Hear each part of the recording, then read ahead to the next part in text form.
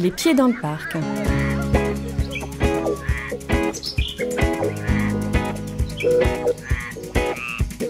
Média de proximité, le journal du parc informe sur toute la vie du territoire. Publié 3 fois par an, sa distribution repose sur un vaste réseau, comme ici sur la commune de Vernoux. Pour la commune, le parc est identifié comme un partenaire à part entière et que effectivement, quand le parc a des souhaits ou des démarches pour bien informer les gens, c'est pour avoir une vraie action de communication. Eh bien, effectivement, on est toujours ouvert à toutes les démarches qui peuvent faciliter la communication et puis créer le lien social sur toutes les thématiques et les démarches qu'on entreprend. Voilà. Le lien social, un enjeu majeur au pays de Vernoux, comme en témoigne le lieu où nous sommes. L'espace culturel intercommunal Louis Naudon accueille dans les meilleures conditions spectacles et séances de cinéma. Eh bien, c'est une commune qui effectivement a eu la volonté de bouger sur l'aspect culture au plus grand nombre, c'est-à-dire culture pour tous. Et donc, effectivement, d'où la volonté de réhabiliter cette structure qui initialement était une salle des fêtes. Et qu'on a voulu transformer en outil culturel où toutes les personnes puissent se rendre et puissent voir toutes sortes de spectacles et de culture. Autre équipement local, la résidence Beauregard qui compte plus de 100 occupants. On y dénombre autant de salariés, le journal du parc y siège en bonne place.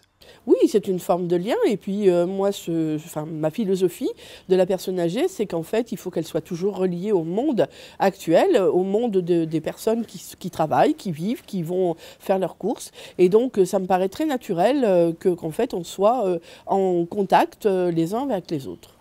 Pour clore ce tour d'horizon, petite visite au Mot qui roule, une librairie ambulante qui sillonne les routes de l'Ardèche et qui s'arrête chaque semaine sur le marché de Vernoux. J'avais envie depuis longtemps d'ouvrir une librairie, mais je ne savais pas exactement où. Et en réfléchissant, je me disais que là où ça manquait, c'était du côté de chez moi, dans les petits villages comme ça. Et l'idée, c'était que, en fait, une librairie qui ne serait pas ambulante, donc qui serait un magasin classique dans un petit village comme Saint-Laurent-du-Pape ou n'importe quel autre village de la vallée de l'Eyrieux, c'était pas du tout envisageable économiquement parlant. Et puis là, actuellement, il y a quand même pas mal de commerces qui se remettent un petit peu sur la route, un peu comme les épiciers avant ou les boulangers. Et du coup, je trouvais ça assez marrant d'aller dans les villages avec un camion rempli de livres, sur les marchés ou devant les écoles. Une démarche saluée par les habitants qui apprécient particulièrement cette idée concrète du lien social. Même au début, c'était drôle parce qu'il y avait plein de gens qui rentraient dans le camion simplement pour me dire merci. Ils me disaient merci de venir jusqu'ici, merci de proposer ça, merci de venir dans notre village. Donc oui, ça c'est vraiment quelque chose qui revient tout le temps. Ouais. C'est important d'être un acteur de la vie locale aussi. Moi, si j'ai fait ce projet-là, c'est pas juste pour être un petit commerce dans mon coin. L'idée, c'est vraiment d'être un commerce de proximité qui est là aussi pour relayer les infos locales, pour faire un petit peu du lien, pour faire du réseau. Et dans ce cadre-là, du coup, distribuer le journal du parc, c'était une évidence. Ouais.